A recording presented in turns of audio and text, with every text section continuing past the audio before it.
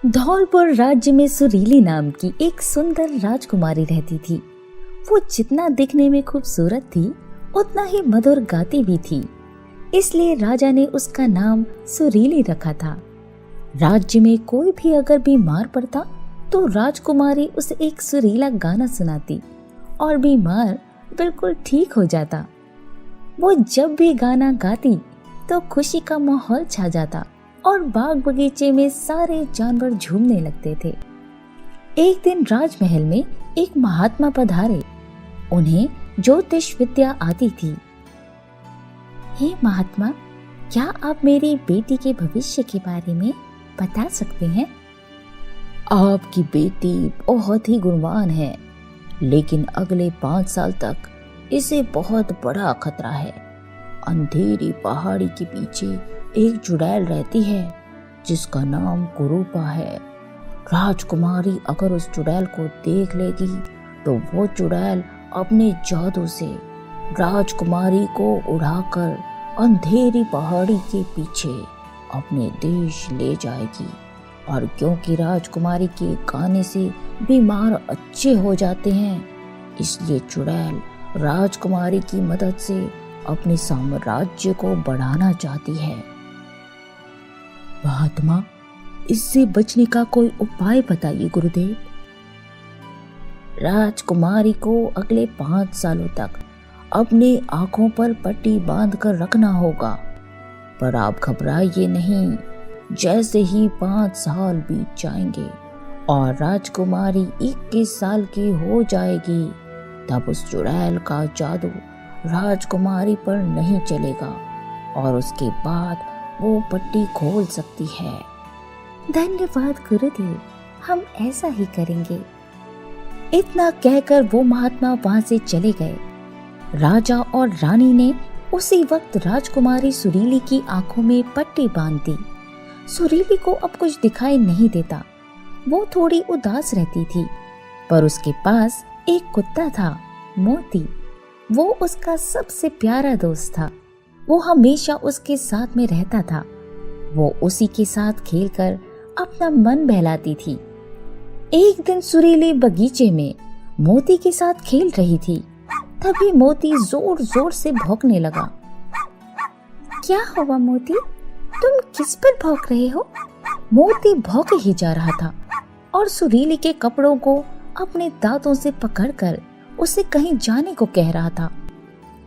मोती, ये तो मुझे कहाँ ले जा रहे हो? कौन है उधर? पर मोती भौंक ही जा रहा था। तब सुरीली से रहा नहीं गया और उसने अपनी आंखों की पट्टी उतार दी। बहुत दिनों बाद उसने इतनी सुंदर दुनिया को फिर से देखा था। कितना सुंदर नजारा है, कितने सुंदर फूल। ओह, पर ये क्या? यहाँ तो एक कबूतर घायल होकर गिरा हुआ है। इसे तो काफी चोट लगी है। तुम इसलिए भौंक रहे थे मोती? अच्छा चलो, पहले इस कबूतर की मदद करते हैं। इतना कहकर सुरीली कबूतर को अपना सुरीला गाना सुनाती है। प्यारे कबूतर, प्यारे कबूतर, ठीक हो जा मेरे दुलारे कबूतर। गाना सुनते ही कबूतर ठीक होकर उड़ जाता है। सुरीली और मोती दोनों खुश हो जाते हैं। सुरीली उड़ते हुए कबूतर को आसमान में देख ही रही होती है कि तभी आसमान से कुरूपा चुड़ैल वहां आ जाती है। आखिर तुमने मुझे देख ही लिया राजकुमारी। कौन हो तुम?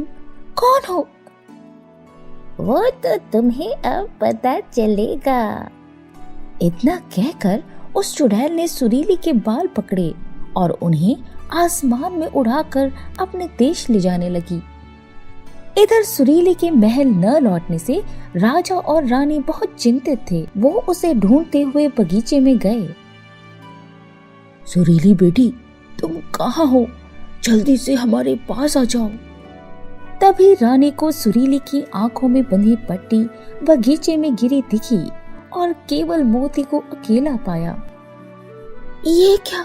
नहीं, ऐसा नहीं हो सकता सुरीली बेटी, तुम कहाँ हो? राजा और रानी काफी डर गए।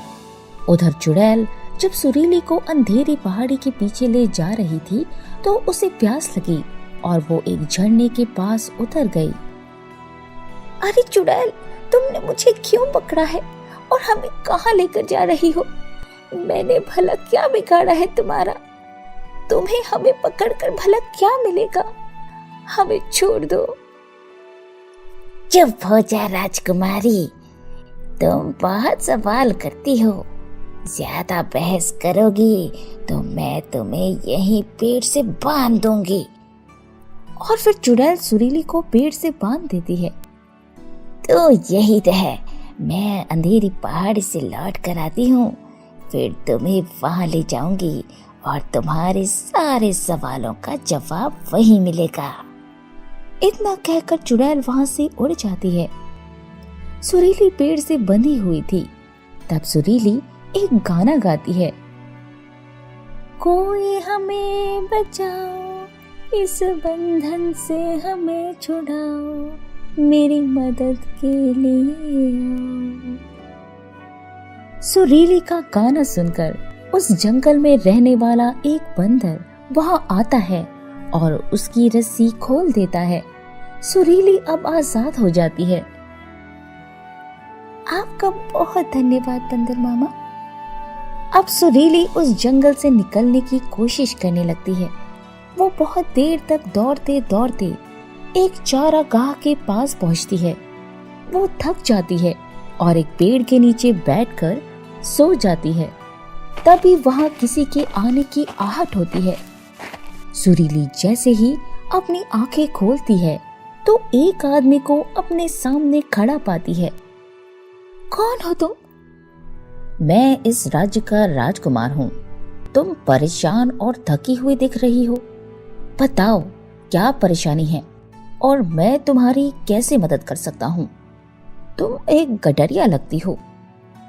हाँ, मैं एक गडरिया हूँ और बकरी चराती हूँ। मेरी बकरी को किसी जंगली जानवर ने मार दिया और लेकर चले गए। अब मैं अपने मालिक को क्या मुंह दिखाऊंगी? वो मुझे मारेगा। मैं अकेली हूँ, मेरी मदद कोई नहीं करेगा। हो। चुप हो जाओ, मेरे होते तुम्हें कोई कुछ नहीं कर सकता। तुम मेरे साथ मेरे राजमहल चलो, मैं तुम्हारी मदद करूंगा। अब से तुम हमारे महल के पशुओं की देखभाल करना। राजकुमार सुरीली को राजमहल ले आता है और अपनी माँ महारानी इला को भी उसके बारे में बताता है। ठीक है, आज से तुम हमारे भेड़ बकरियों की देखभाल करोगी।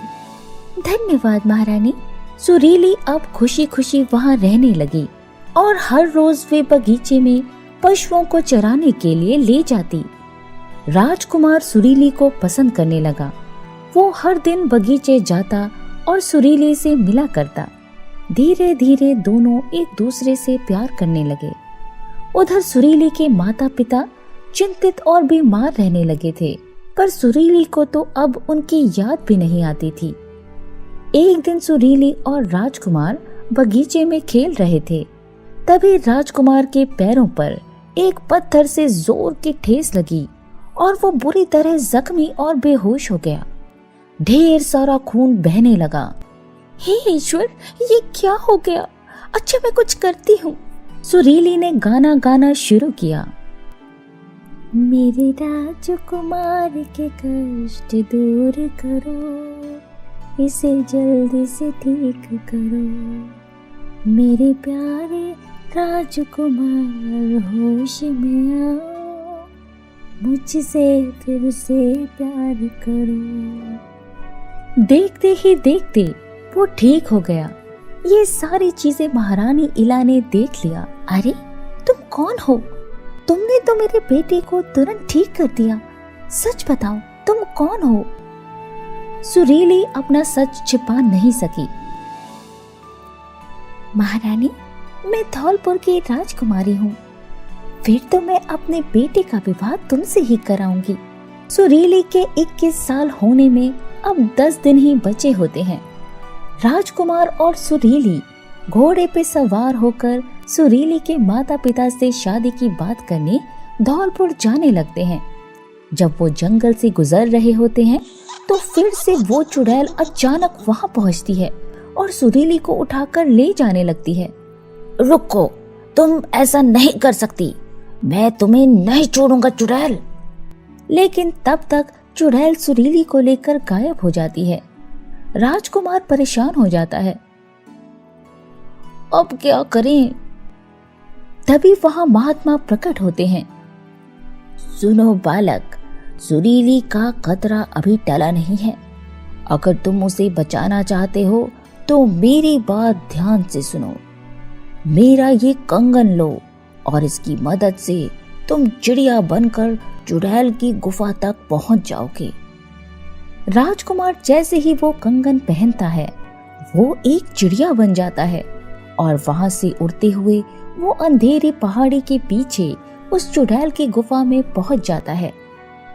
सुरीली वहां एक कमरे में बंद चिल्ला रही होती है। वो चिड़िया उस कमरे की खिड़की से अंदर आती है और सुरीली के हाथों पर बैठ जाती है। कौन हो तुम चिड़िया? मैं राजकुमार हूँ। और वो सुरीली को भी अपनी चोंच से महात्मा के कंगन देता है। कंगन पहनते ही सुरीली भी एक चिड़िया बन जाती है। तभी वहां चुड़ैल पहुंच जाती है। मैं तुम दोनों को नहीं छोड़ूंगी, तुम्हें मार डालूंगी। जैसे ही चुड़ैल उन्हें पकड़ने जाती है वे दोनों खिड़की से निकलकर उड़ जाते हैं और सीधा धौलपुर पहुंच जाते हैं। धौलपुर पहुंचते ही दोनों वापस चिड़िया से मनुष्य बन जाते हैं। सुरीली के माता पिता उसे देखकर बहुत खुश हो जाते हैं और राजकुमार को सुरीली की मदद के लिए ढेर सारा आशीर्वाद देते हैं। सुरीली अब 21 वर्ष की भी हो जाती है और फिर बहुत धूमधाम से उन दोनों की शादी करवाई जाती है। अब सुरीली और राजकुमार खुशी खुशी रहने लगते हैं।